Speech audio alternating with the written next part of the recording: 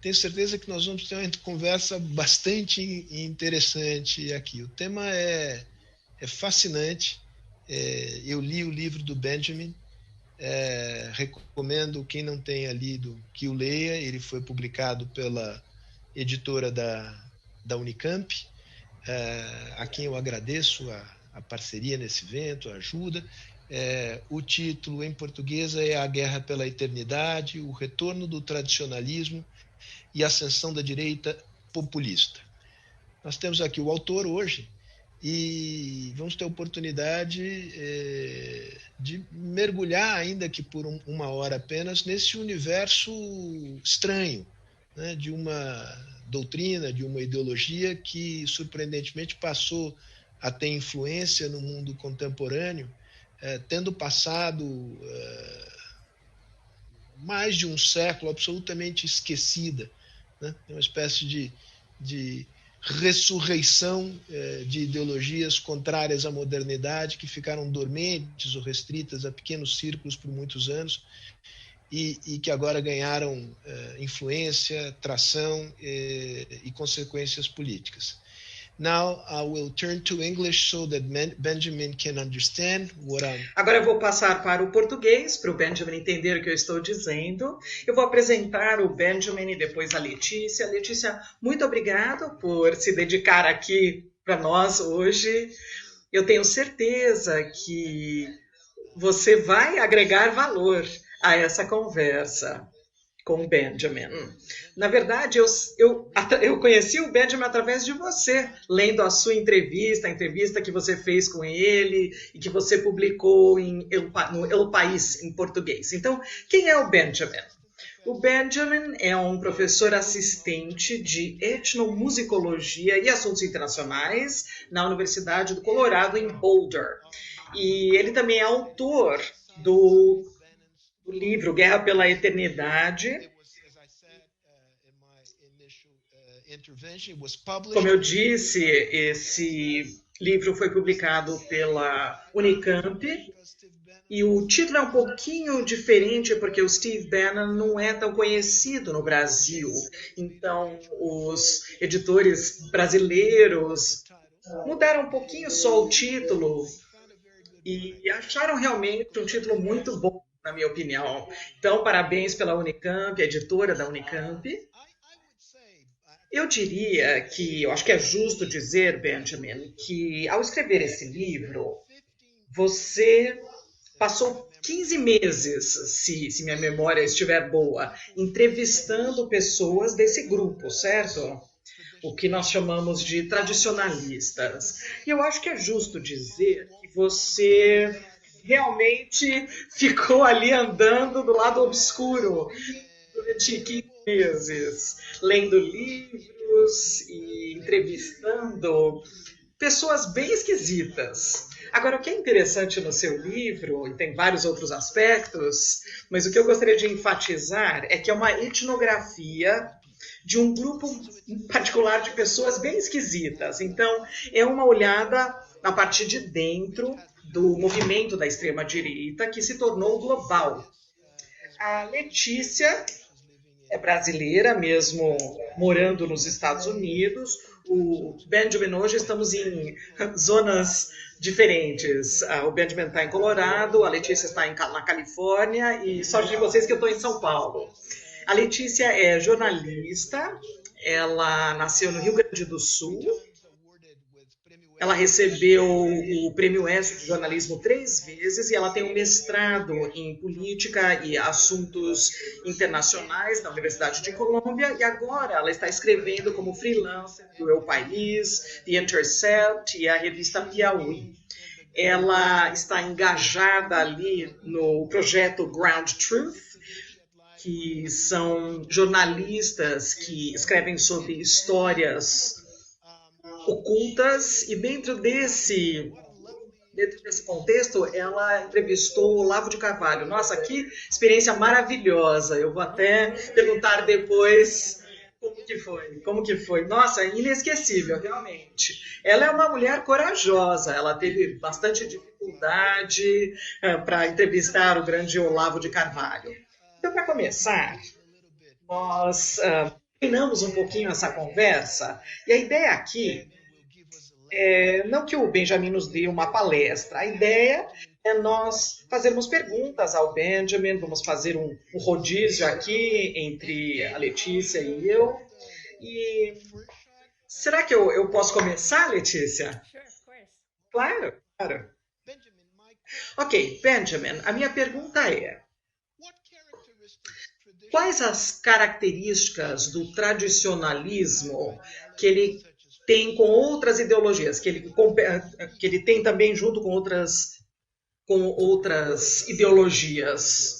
É uma ótima pergunta, Sérgio, e eu vou começar com as semelhanças entre essas ideologias. As semelhanças poderiam ser um desejo de ordem, um desejo para os grupos estarem em seu lugar designado. Existe um desejo também,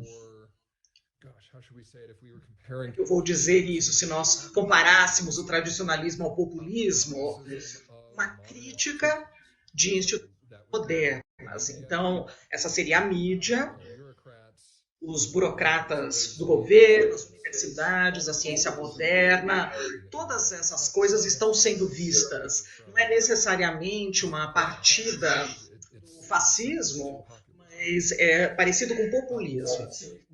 Então, nós vemos esses aspectos. Nós também podemos ver em algumas marcas de tradicionalismo o valor da raça,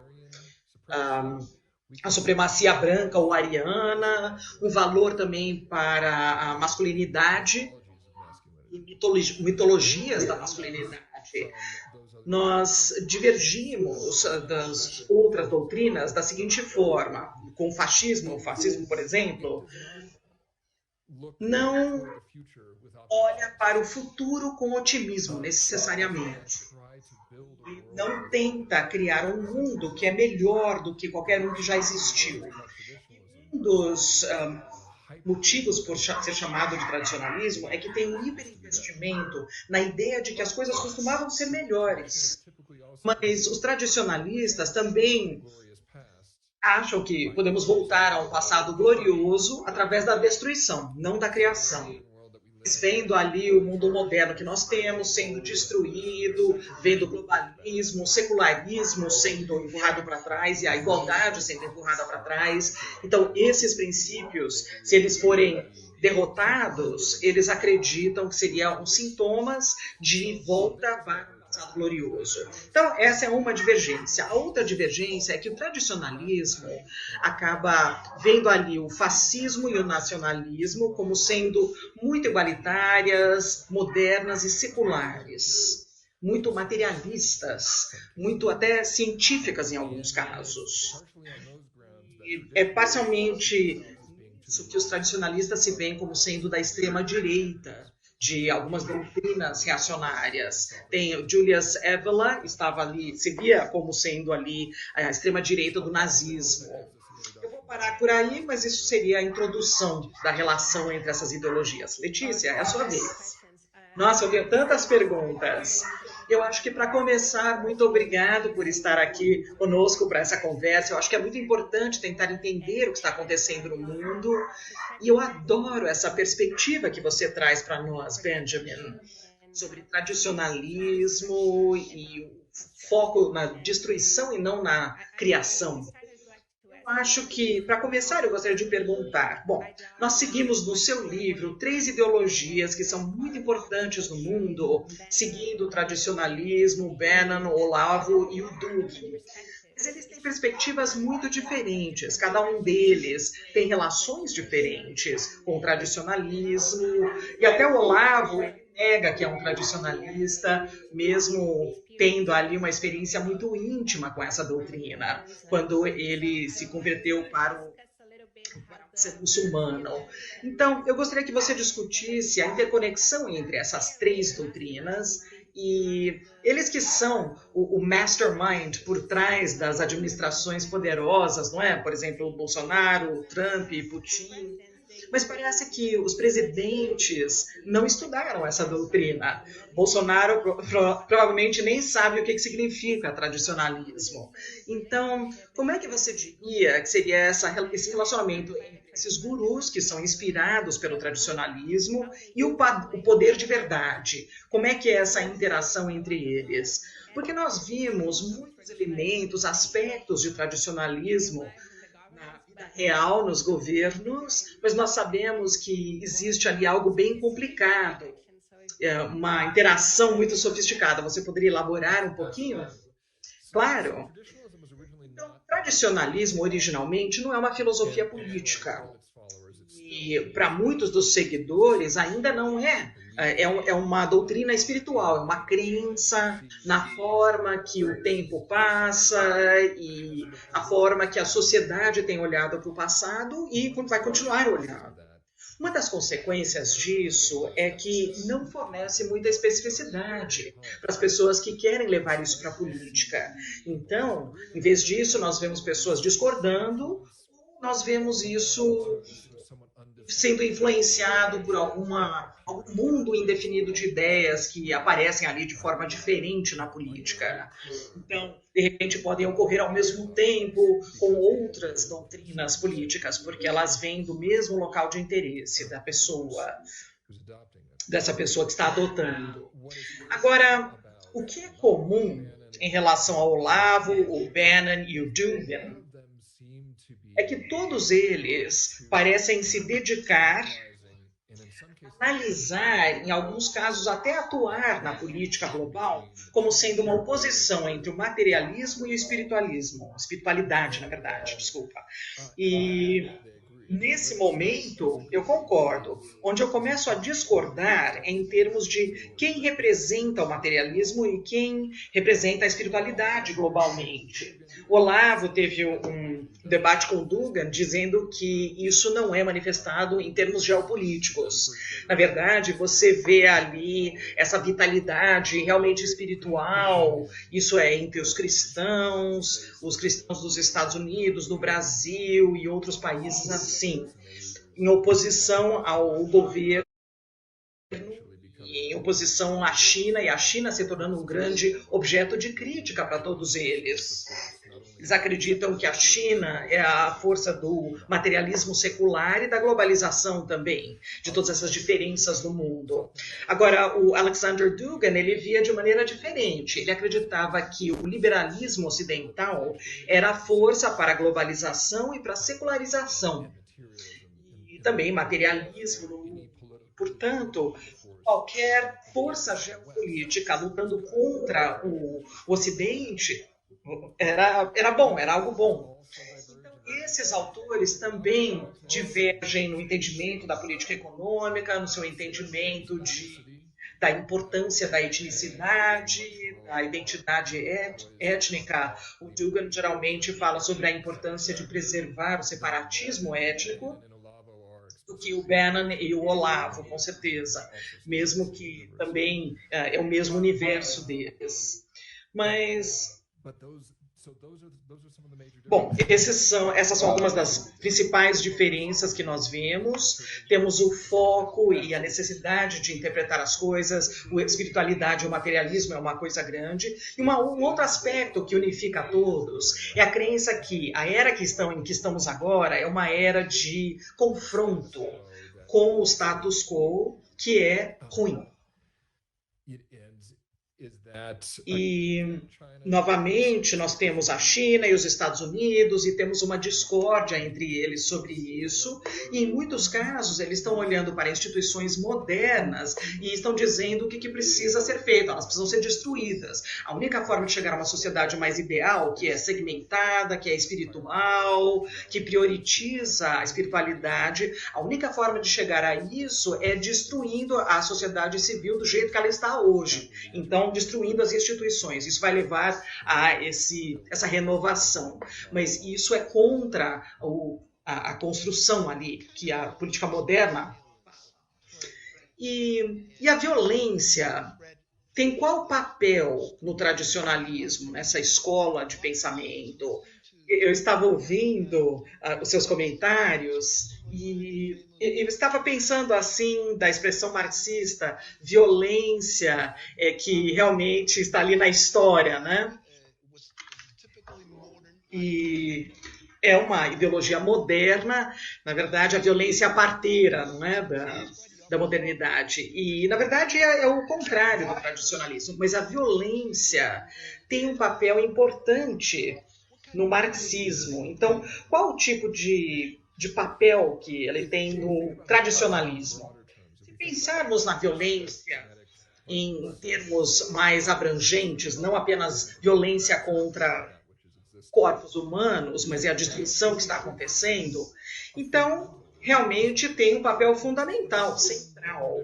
Isso é para alguns tradicionalistas, mas eles acreditam que o tempo vem em ciclos. Nós não vemos progresso de maneira linear. Você tem um ciclo que está circulando, então nós vamos passar ali para a idade dourada através de uma calamidade, uma destruição, algum tipo de implosão catastrófica da sociedade, seria o renascimento. Então isso é um tipo de violência geral em larga escala. Mas também tem algumas outras partes do tradicionalismo, alguns que estão ali na borda dessa escola, que veem violência como uma forma para alguém participar da história. Então, se nós conhecemos e sabemos que a destruição faz parte e é a única forma de entrar para alguma coisa melhor, e nós queremos isso, as pessoas podem avançar na história abraçando a violência e a destruição. E se você abraçar a violência e a destruição em grande escala, você, como indivíduo, pode fazer alguma coisa que vai afetar o que seria um grande processo cósmico. Então, esse indivíduo não teria, normalmente, um papel importante. Isso é chamado de Savitri Dia. Ela falava de homens, eram todos homens, né, a propósito, homens assim que eram homens no tempo, participando do tempo, e o tempo em si estava numa equação ali junto com violência e destruição. Então, eu falo sobre isso no livro e isso captou a minha atenção do Bannon quando ele descreveu o Trump como sendo um homem no tempo. Casualmente, não é assim uma parte muito excêntrica de frases, mas foi o suficiente para me fazer ouvir. E depois, e aí chega até a sua pergunta, Letícia, que realmente eles não pensam em ciclos de tempo ou história. O Trump, o Bolsonaro, eles não passariam um parágrafo de uma escrita tradicionalista, não é? Não conseguiriam terminar de qualquer livro. Mas ele acreditava que o Trump não precisava saber o que ele estava fazendo, ele simplesmente precisava ser uma força de destruição. Se ele fosse uma força de destruição, ele participaria nesse processo que, de acordo com Bannon, precisava acontecer. Eu gostaria de perguntar sobre a relação entre o tradicionalismo e a espiritualidade. E sabemos que a espiritualidade é uma parte muito importante dessa doutrina, mas no seu livro você disse que o tradicionalismo não escolhe uma religião sendo a mais importante ou a principal, mas existe uma conexão forte entre o Islã e Hare Krishna, e por outro lado nós vemos também na administração os evangélicos no Brasil e nos Estados Unidos e em outros lugares. Você poderia discutir por que o Islã e o Hare Krishna, por que eles são ali, estão no topo de tudo isso, e essa conexão também com outras religiões e os evangélicos que estamos vendo? Sim. Deixa eu só voltar a essa pergunta, desculpa. Só uma observação, porque alguém perguntou se Olavo de Carvalho era muçulmano ou não, porque você falou que ele tinha se convertido, né? Então, é só um comentário assim, onde que ele está em termos de religião? Eu sugiro começar com isso, porque eu acho que é fascinante essa parte do seu livro, essa descrição é muito vívida, você descreve o Olavo indo para uma cerimônia, quando ele foi convertido, quando ele fez a conversão. Então, se você começar com isso, também vai ser interessante para dar o contexto. Ok, é claro. Quando nós estávamos dizendo que o Olavo não se identifica como tradicionalista, no final do livro eu escrevo isso, não é? Então, só para avisar. E, mesmo assim, se alguém vai ser um tradicionalista oficial, e eu não quero deixar as coisas oficiais, não, é o tipo de história intelectual que eu gosto de fazer, eu sou meio agnóstico com relação a isso. Mas se alguém for, com certeza, um tradicionalista oficial, isso normalmente significa que eles foram iniciados em algum tipo de organização religiosa ou espiritual fundada por um tradicionalista. E dos 3 indivíduos que eu tenho no meu livro, o Olavo é o único que se qualifica para isso. Nos anos 80, ele foi iniciado ali no Teríquia do Fito Shun, que é do Guénon, seguidor do Guénon, que é do tradicionalismo, né, dessa forma de pensar.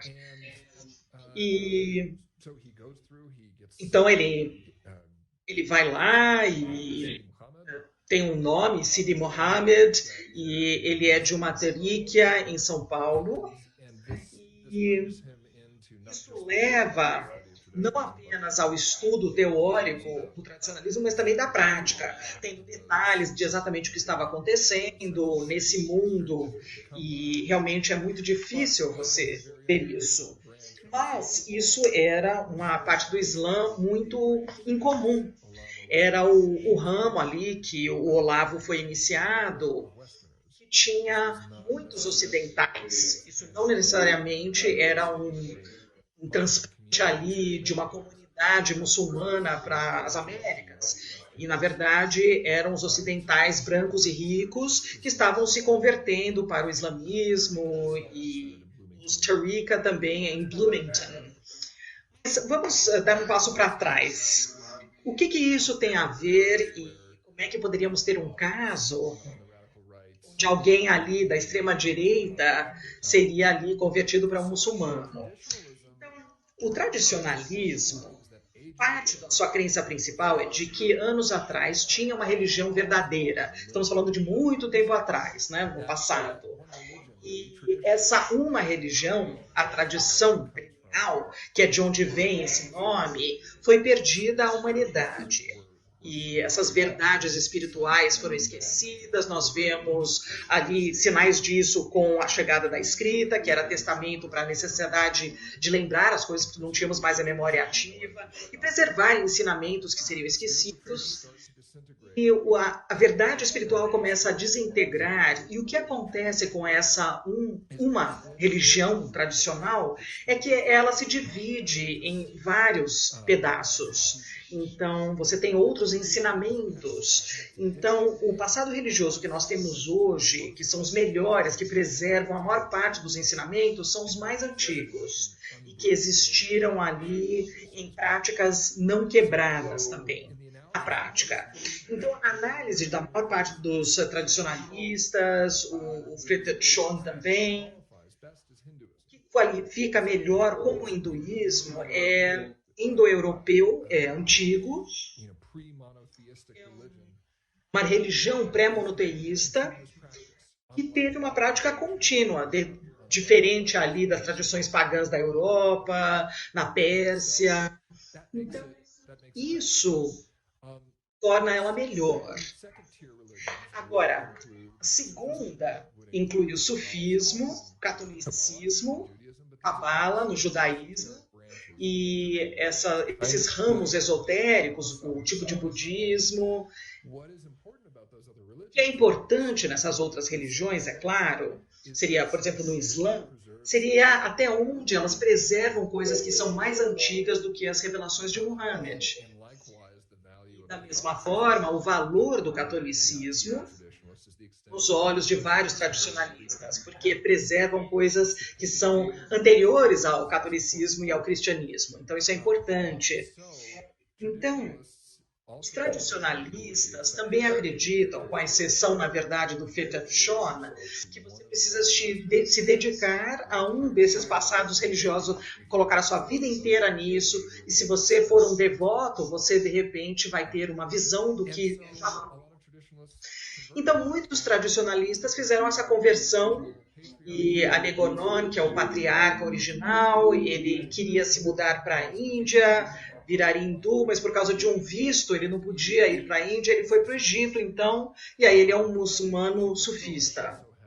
Pratap Shon também teve questões práticas que fizeram com que ele se tornasse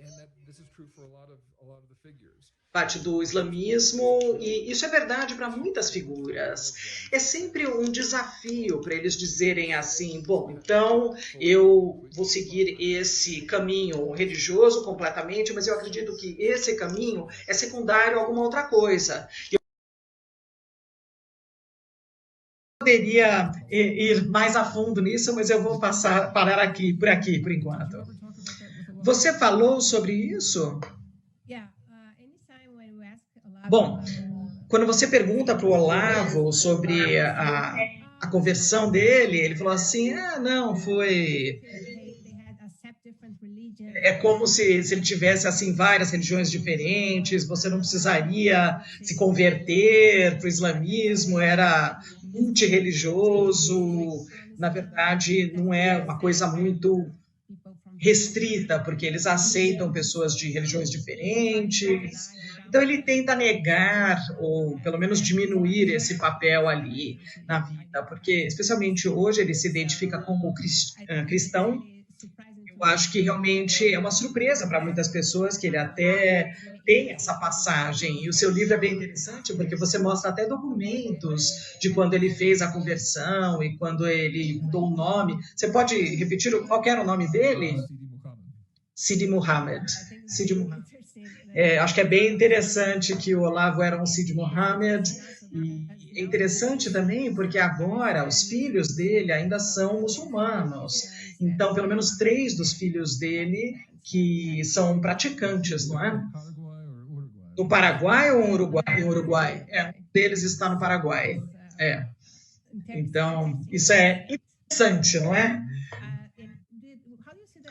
E como é que você vê os evangélicos nessa conexão? Sim, essa é uma pergunta que acabou de entrar aqui no nosso chat. Como é que você separa assim, o tradicionalismo e suas ligações com as religiões antigas, orientais? Elas tinham alguma coisa a ver com essa cultura evangélica, que é da extrema-direita ou da direita nos Estados Unidos e aqui no Brasil? Bom, depende de quanto essa figura tradicionalista está realmente fazendo uma propaganda do seu tradicionalismo.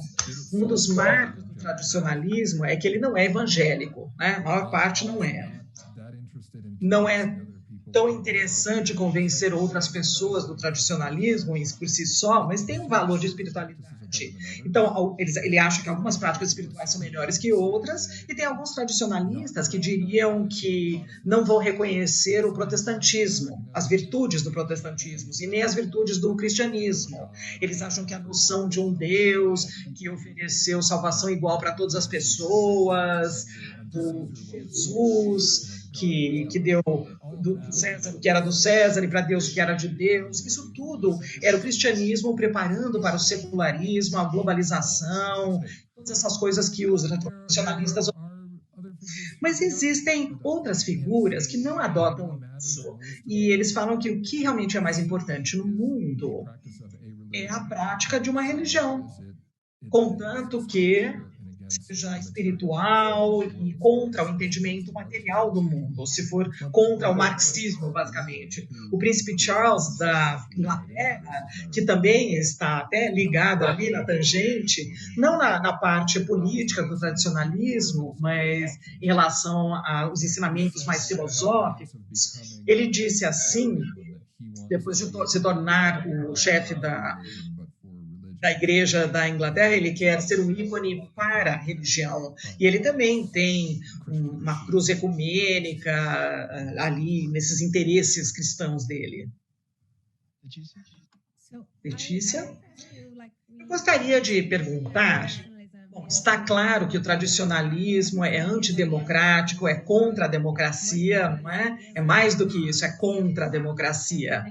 E Você vê, por exemplo, nós temos uma pergunta sobre o Capitólio, né? A invasão do Capitólio e como essa ameaça, a pergunta é qual a seriedade dessa ameaça em relação à imagem de loucura ali. Se você puder discutir isso também, se é perigoso ou como é que você vê isso em relação à democracia e também como salvar as nossas democracias. E Benjamin, a mesma verdade, mas deixa eu só pedir para você analisar a imagem e a figura, né, a vestimenta ali que estava destacada na plateia, que invadiu no dia 6 de janeiro o Capitólio. Tem alguma coisa a ver? Você vê algum sinal de tradicionalismo ali, ícones de tradicionalismo nisso? Não foi uma demonstração ali? É bem difícil saber, porque, na verdade, aqui tem duas perguntas. Eu queria só ter certeza de ter entendido. Então, o que o tradicionalismo tem a ver com isso? E depois uma análise geral do movimento ali dessa questão do Capitólio. Vou responder as duas perguntas. Sim, por favor, responda as duas perguntas.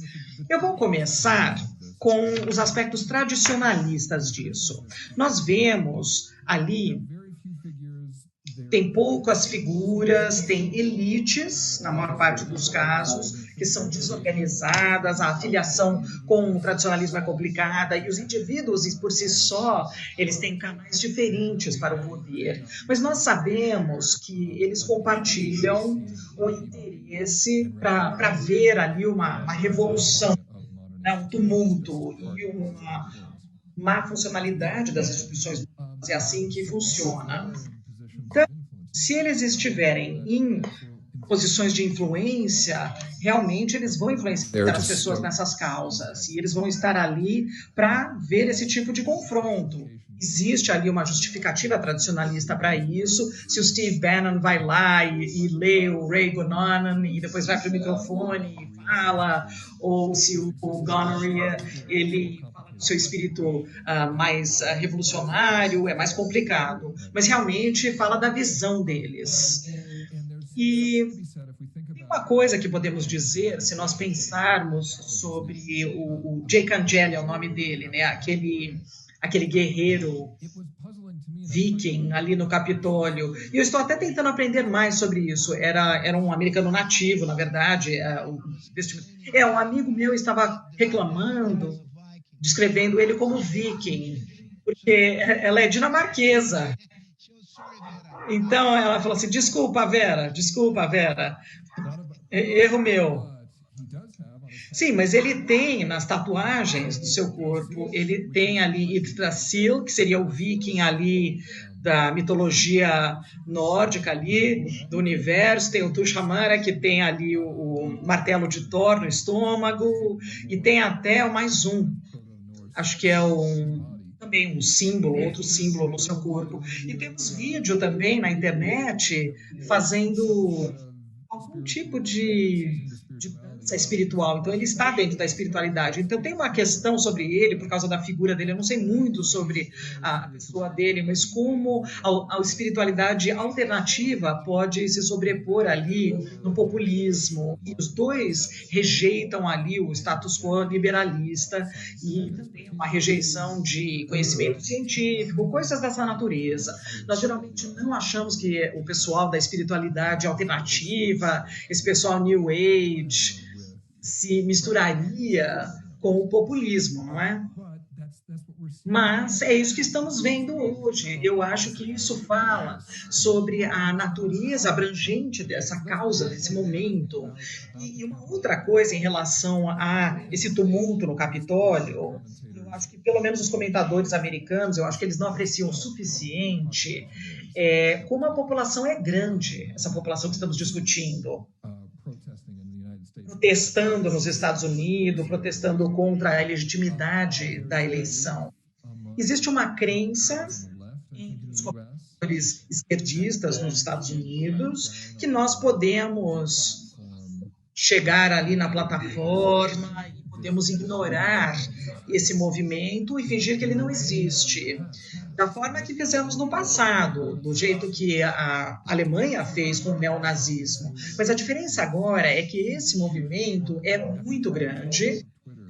O Trump ser tirado do Twitter, o Telegram teve 25 milhões de registros, e essa é uma alternativa de uma plataforma de mídia social. Isso é só a parte móvel dessa população. Então, nós percebemos que é grande, e percebemos também que, como coalizão, está se movimentando de maneira unificada. Então, essa ideologia de raça e elementos nacionalistas, tudo isso forma uma facção dentro dessa movimentação Trump. E vamos ter ali identificação que está aumentando, maior identificação mais do que nós vimos antes. E se eles coletivamente não estiverem investindo na democracia, se eles acham que o discurso público, a sociedade civil, o processo democrático, se eles acham que isso não é para eles, esse é o problema para todo mundo. E é difícil ver isso, mas os Estados Unidos, pelo menos, nós precisamos fazer o oposto do que estamos fazendo. Nós estávamos tentando empurrar essas pessoas para longe, mas nós queremos que eles participem do processo, porque os ideologistas, eles trabalham dentro da democracia e geralmente eles são pacificados pela democracia, mesmo se só um pouco. Os movimentos ativistas que rejeitam a democracia podem se radicalizar ainda mais, podem se tornar grandes e poderosos. E é tão difícil manter esse diálogo social nesses momentos com tanta polarização. Pelo menos 30% da nossa população que não acredita mais em fatos, não é? que não importa o que acontece, eles ainda seguem ali essas perspectivas. E no Brasil nós temos o Bolsonaro e com a pandemia, ele ainda é popular em relação aos seus seguidores, ainda tem 30% ali da população, era a mesma coisa com o Trump.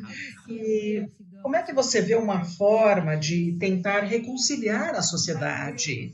Então, trazendo essas pessoas de volta, né, para dar suporte à democracia, ou pelo menos ter um diálogo social. Essa é a parte mais difícil. Seria o detalhe aqui, Letícia, que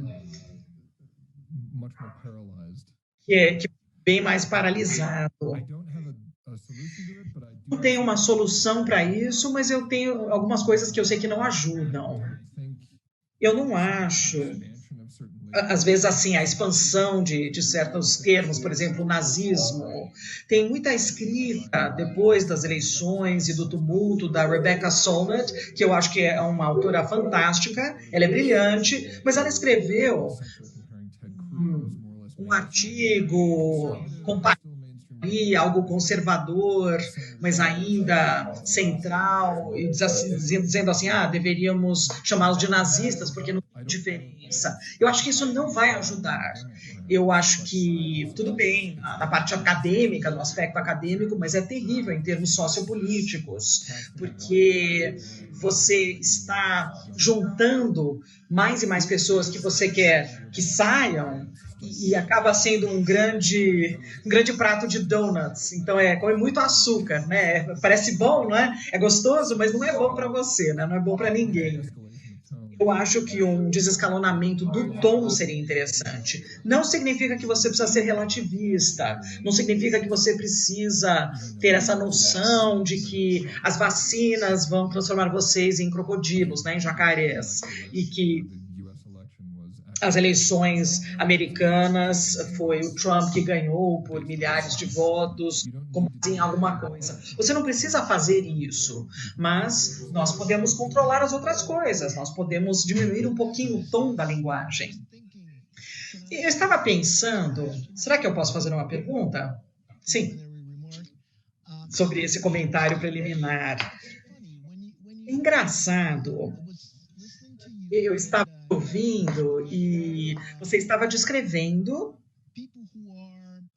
pessoas que são tradicionalistas e alguns amigos meus até entram na minha mente. É mais aquele pessoal hippie e não aqueles da extrema direita, né?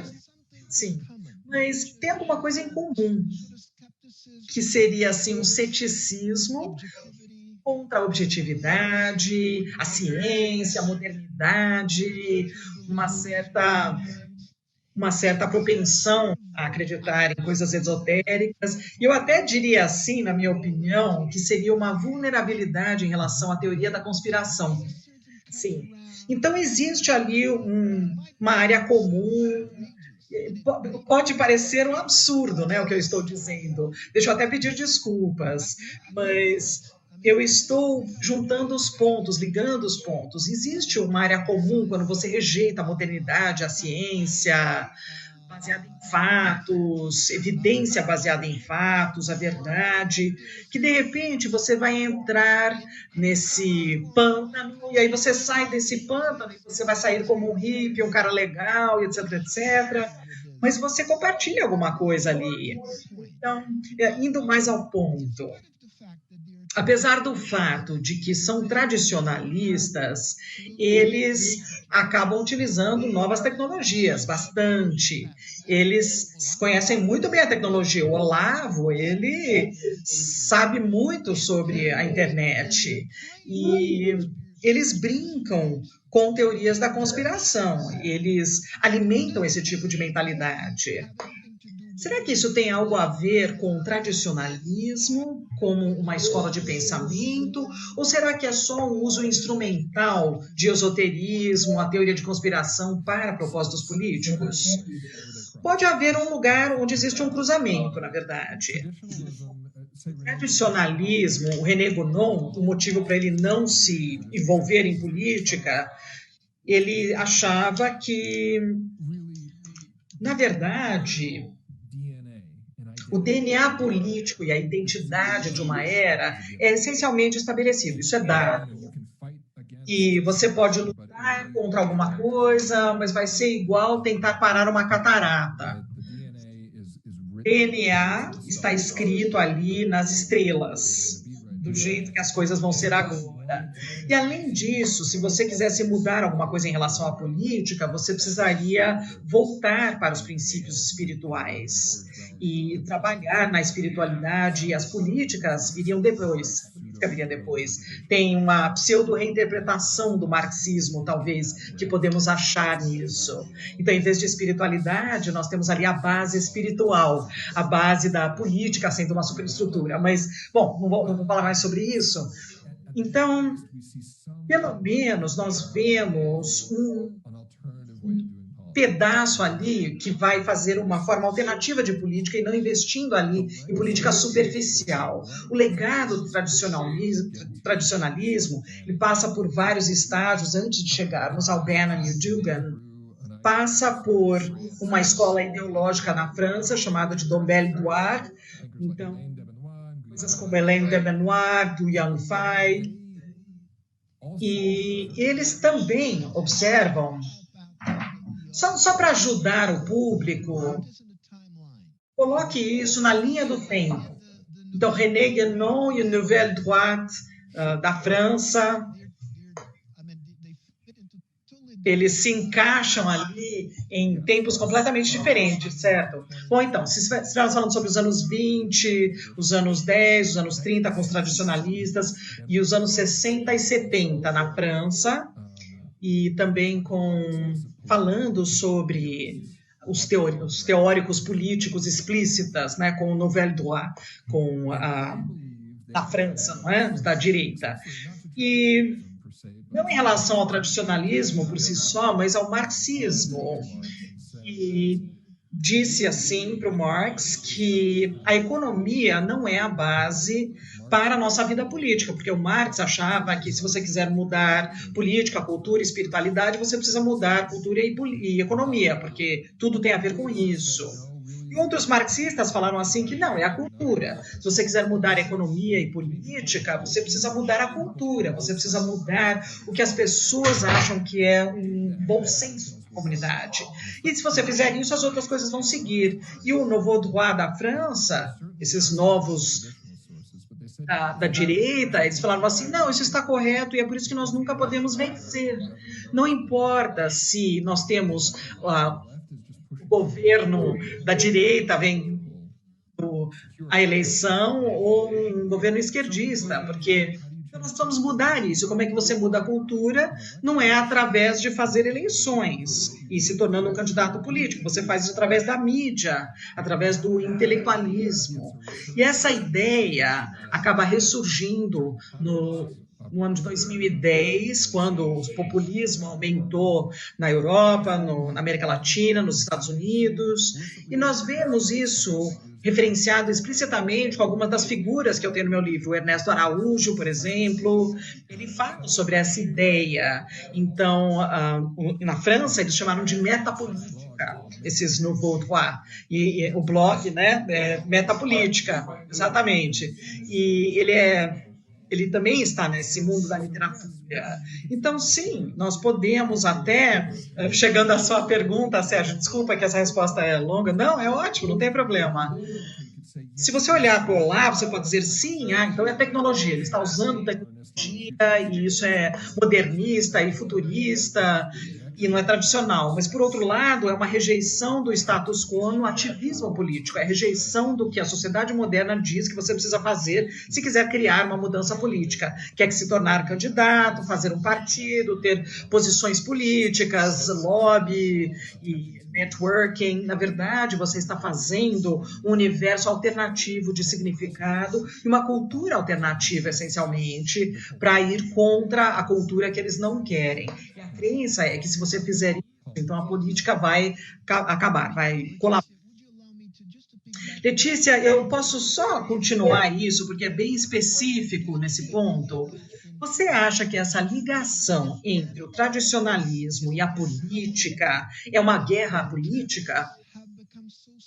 É uma guerra cultural, desculpa, não política. Então, isso acontece no mundo ocidental, e esse é o canal para você ver o tradicionalismo penetrando o domínio político. Então, é justo dizer isso? Sim, você pode dizer, mas eu não gostaria de dizer porque parece tão extremo. É assim, igual guerras culturais com esteroides, né? O que nós estamos lutando não é quem utiliza, qual o pronome que é utilizado para falar com que pessoa. Na verdade, assim, você acredita em igualdade, certo? Quem acredita em igualdade, quem acredita em progresso, são essas questões fundamentais. E, claramente, é uma ideologia totalitária, não é? Eu acho que é teocrática, acho que está num universo diferente do que nós tendemos a pensar quando falamos de totalitarismo. Eu acho que é difícil dizer, Letícia, eu estou pensando no que você escreveu nos seus artigos, na sua mídia social. É claro que o Olavo é um guerreiro cultural, com certeza, é isso que ele faz, mas o tradicionalismo faz parte do seu projeto, das suas influências, está ali num nível diferente, muito mais abrangente no seu confronto com aqueles progressistas da esquerda. Parece que eles utilizaram a guerra cultural como narrativa, não é? Ou eles utilizam como parte de algo maior, mas com certeza faz parte. O Olavo adora falar sobre a guerra cultural e ele está tentando utilizar essas técnicas ali em benefício dessas ideias extremistas, mas parece uma ferramenta e é uma longa jornada. Sim, sim.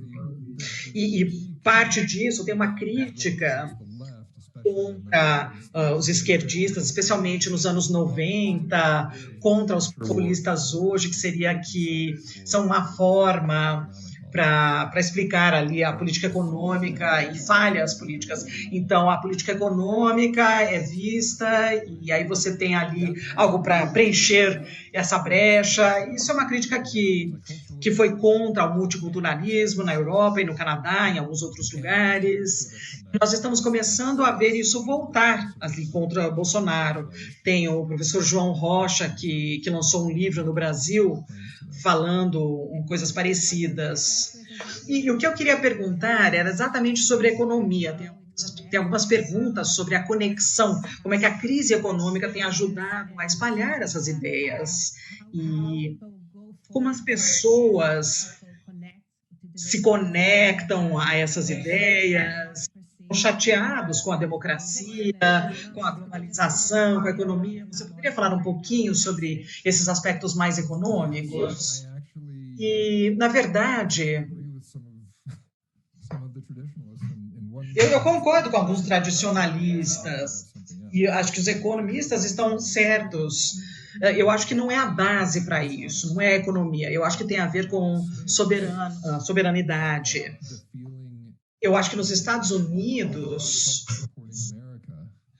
na América que dá suporte ao Trump, é que não existe controle sobre uma sociedade, não realmente a parte étnica da sociedade não tem controle sobre o seu trabalho. E o Estado da Nação, que é a única entidade política que você consegue controlar, que seria quem vota, até a nação não consegue lutar contra uma corrente global de pessoas. E é muito poderoso, além do escopo do governo. Então, esse sentido de falta de esperança tem a ver com a economia, mas também provoca ali um sentimento de urgência. E quando você sente essa urgência e fica desesperado, esses princípios de democracia começam a ser negociáveis, não são mais princípios. E até que ponto nós estamos chegando até a parte final da nossa conversa? Até que ponto que o tradicionalismo, em tempos modernos, seria algo que esconde o racismo? Porque você tem, por exemplo, você tem essa coisa ali de restauração do passado, fazer a América boa de novo, né? Grande de novo. Qual América? Por que América? Porque os brancos eram dominantes na América, quando os homens eram dominantes e as mulheres eram subjugadas. Qual a força dessa conexão entre o tradicionalismo e o racismo e a misoginia? É difícil de ver, de imaginar o tradicionalismo sendo ali um movimento participatório. Então, olhando para o passado, as mulheres sempre foram oprimidas e nós vamos fazer a sociedade melhor mudando esse passado, né, escapando dele.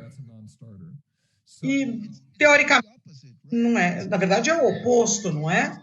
É uma hierarquia natural das coisas, que os homens deveriam superior às mulheres, não é? Bom, isso especificamente, pensando em Julia Savela, a masculinidade, isso é até mais abrangente como sendo o oposto ideal da feminilidade, mas a atitude em relação ao tempo e esse tipo de quase que glorificação de excedentes, isso realmente torna se utilizar o tradicionalismo para motivar o feminismo, por exemplo. Então, isso é uma pergunta assim, quando você pergunta se é só uma fachada para a misoginia, é maior do que racismo. O racismo não é a única parte disso, existe ali um desejo maior de ordem, de coerência, de regularidade na sociedade, uma estratificação da sociedade que está sendo colocado aí. E eu acho que varia, depende ali, porque é muito trabalho para alguém, se eles quiserem ocultar o racismo para entrar no tradicionalismo. Existe também o fato de que precisamos dizer que o tradicionalismo tem muitas pessoas que seguem esses pensadores e são levados por ensinamentos que são tão relevantes à política social assim, ou eles pegam aqueles pedaços que querem e rejeitam aqueles que eles não querem, então todo mundo faz isso o tempo todo. Todo mundo é hipócrita, não é? Por isso que eu não quero dizer algo assim, dizendo que é só uma fachada, porque também eu não sei se é uma ótima fachada, não é? Se nós ouvirmos o Julius Eveland, que é um filósofo tradicionalista, está à direita, então não faz sentido você utilizar as ideias fascistas ficarem melhores, não é? Então eu tenho muitos pensamentos sobre isso, mas é só uma ideia. E como é que você vê o futuro dessas ideias, desse movimento, como eles chamam, de tradicionalismo? Agora que o Trump perdeu as eleições, nós temos o Bolsonaro ali no poder, ele está mais isolado nas Américas, mas ao mesmo tempo as pessoas ainda estão chateadas com a democracia, a globalização. Como é que você vê o futuro disso, desse movimento? Eu acho que o populismo da direita, existem indicações. Bom, existem indicações que falam sobre o sucesso continuado do populismo de direita. O Trump era uma anomalia desde o começo. E eu acho que a ascensão e sua queda, tem outros atores também, Bolsonaro também, se vocês olharem para a Europa, onde vocês veem que os cargos são bastante estáveis, nos Estados Unidos, e também o perfil político, a plataforma que foi articulada pelo Trump em 2016, não em 2020, mas isso combinou essa guerra cultural, a política social conservadora, um pouquinho mais para a esquerda na política. Essa combinação, se nós pudermos articular isso bem nos Estados Unidos, eu acho que realmente acabou o jogo. Essa pessoa vai ser muito popular, né? Muito bem politicamente. E sendo tradicionalista no meio de tudo isso, eu acho que, contanto que um senso de caos nessas causas, contanto que eles forem anti-estabelecimentos e tendo confrontos com o status quo político e atacar algumas das nossas instituições, isso vai atrair esse tipo de ideólogos. E senão eles vão acabar nesses cargos estranhos de poder, como o Bannon e o Duggan.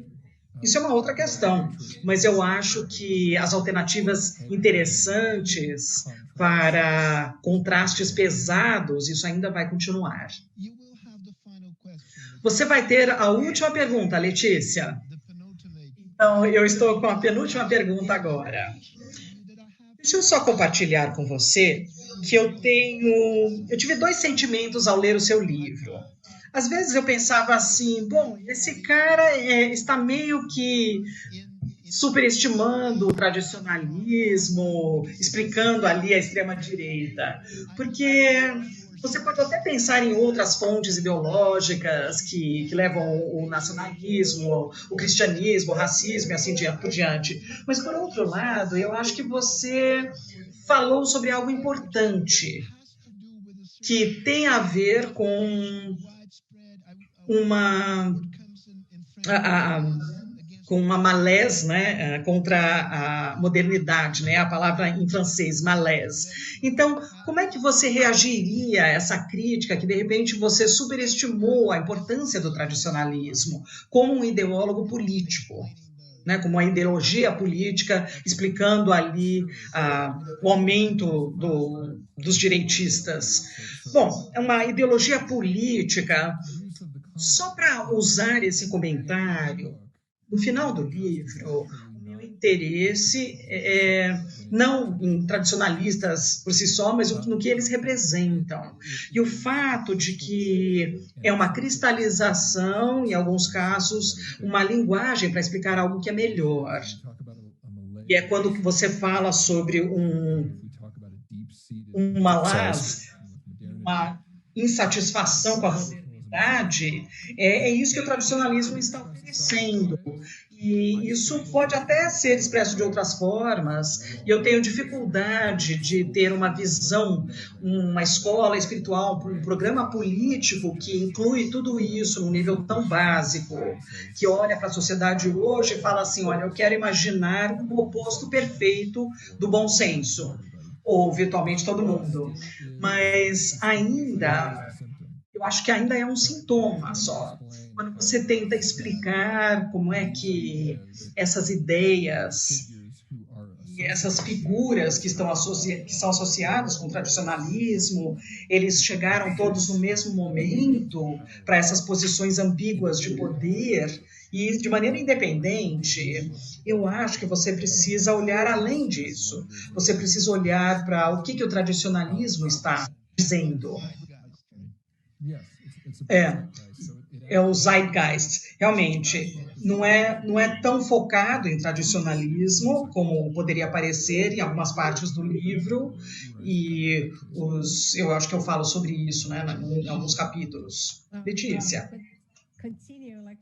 Bom, poderíamos continuar durante horas, não? Essas discussões, mas uma coisa que nós falamos antes, e eu acho que é importante, por que nós deveríamos estudar essas figuras? As pessoas geralmente falam, pessoas como Olavo, ele é louco, por que nós deveríamos discutir e escrever livros sobre ele, e ter painéis sobre ele? E você falou uma coisa bem interessante para mim. Nós precisamos entender... Se você poderia falar um pouquinho mais sobre a importância de estudar esse movimento, especialmente as pessoas que ligam para a democracia, o que está faltando quando tentamos analisar ou falar sobre o que está acontecendo no mundo? Eu diria duas coisas. Uma, parcialmente, quando eu escuto essas críticas, eu acho que existe uma suposição falsa. Essa suposição falsa seria que, se você prestar atenção em alguém, se você levar essa pessoa a sério como um pensador, você está elogiando suas ideias. Eu também acho que muitas pessoas falam não só desse meu livro, mas de outros trabalhos.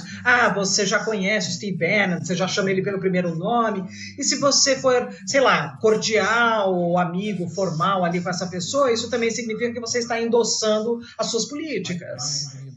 Eu acho que isso não é verdade. Eu acho que mesmo essa variedade de ideologias políticas, isso pode ser complicado e isso pode realmente precisar de muita investigação.